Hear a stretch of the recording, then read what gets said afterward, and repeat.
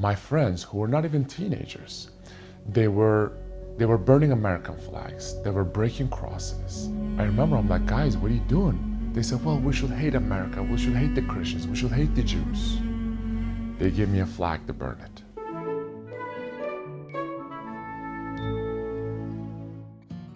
I was lucky enough to know Mr. Gülen. He taught me a lot about life, being open-minded, caring about others, despite their religion, despite their color, just open your heart to everybody, see everyone as human beings. My mom had Mr. Gülen's books in her shelf, and I remember I took one and I showed it to my mom. I was like, Mom, who is this person? My mom said, this is who Mr. Gülen is.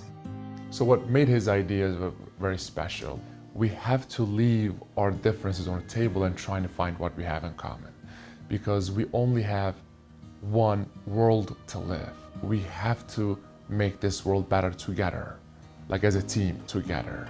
And then after that, I was like, you know what, this has to be my life mission from now on. My mom and my dad, they were inspired by Mr. Gülen's ideas. So that's why I went to this movement schools that he created and he started. It's called Hizmet movement. Hizmet means service. And because they were given the best education in Turkey, and then after that just opened up to me. And I was like, wow, this is something very special and I want to be part of this the rest of my life. First time I met Mr. Gülen in Pennsylvania. When I walked in the room, he was sitting down and he was just looking up and up and up. Are you a soccer player or a volleyball player? I was like, sir, I'm a basketball player. And he was like, okay. And then after I left, I got a message from one of his students and he said, Mr. Gülen started to watch basketball games. He wants to have a better connection with you. He loves sports and he was telling everyone around him to just never quit sports. I remember he had friends over 80 years old. He was even telling them, I don't care how old you are.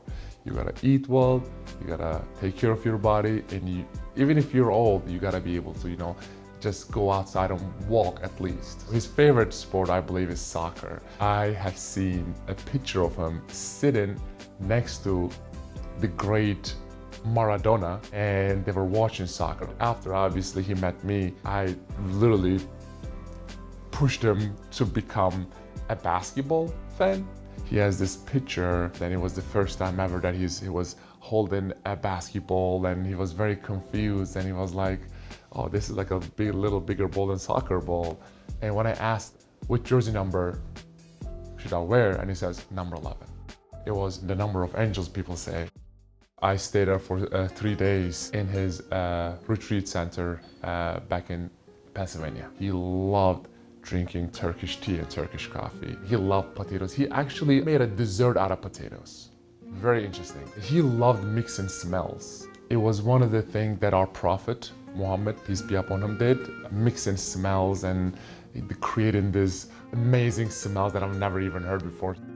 When I was 17, I came to America for the first time. I'm excited, but nervous at the same time, because I didn't know what to expect. Because the last 17 years, all I hear, the Christians and Jews are the evil people. I remember I was actually 9 years old. I went downstairs to play with my friends. And when I went downstairs, what I have seen that day, it still shocks me till this day.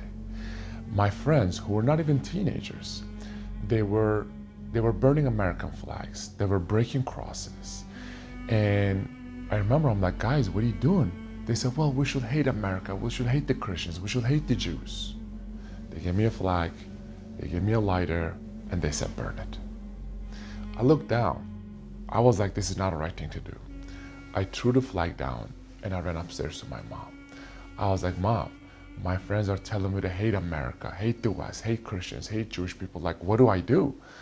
My mom said, I'm not gonna tell you what to do, but do not hate anyone before you meet them. So I came to America for the first time and I just didn't know what to expect. Two of my teammates walk up to me. We know that you just got here. Would you like us to take you to a mosque? And after that, we can go get some halal food. I left the locker room. I didn't know what their motive was. I came back, I was like, what do I have to lose? Let's go. They were so respectful, they were so kind.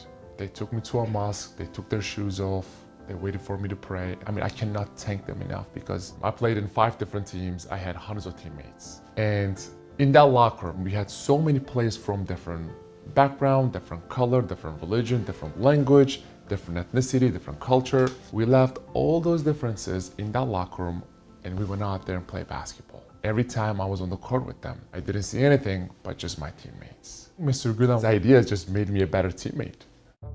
I had 11 surgeries in 11 years in NBA. I can't remember how many times I got surgeries from my knees. I went to Mr. Gülen, I was like, sir, listen, I'm having so many surgeries, so many problems. I can barely pray without bending my knees. I'm like, what do I do? He went back to his room and he came out with like a handful of knee pads and he put it on the table and he's like, pick 2 of them. These are like very old. These knee pads won't save my knees. There's like anything like special in them. So I literally picked 2 of them. Obviously I respect them a lot. So I was like, I gotta like wear them in the game. I started wearing them. I put a long tie over it. So none of my teammates like, what are those? One day, one of my teammates, Russell Westbrook, he looked at the knee pad. He's like, what is this? I was like, oh, these are my lucky knee pads. I've been wearing them since like whatever. I try to come up with an excuse so they won't think that I'm weird. I wore them 82 games in a row. That year, I was the only player in Oklahoma City Thunder that played 82 games in a row.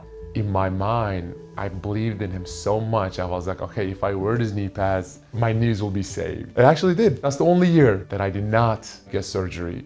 And then after that, I went back to Turkey. I forgot my knee pads and came back to America. And then after that, all these crazy things started with me and Turkey and Turkish government. If I ever go back one day, I'm definitely gonna take him and put him all over the world.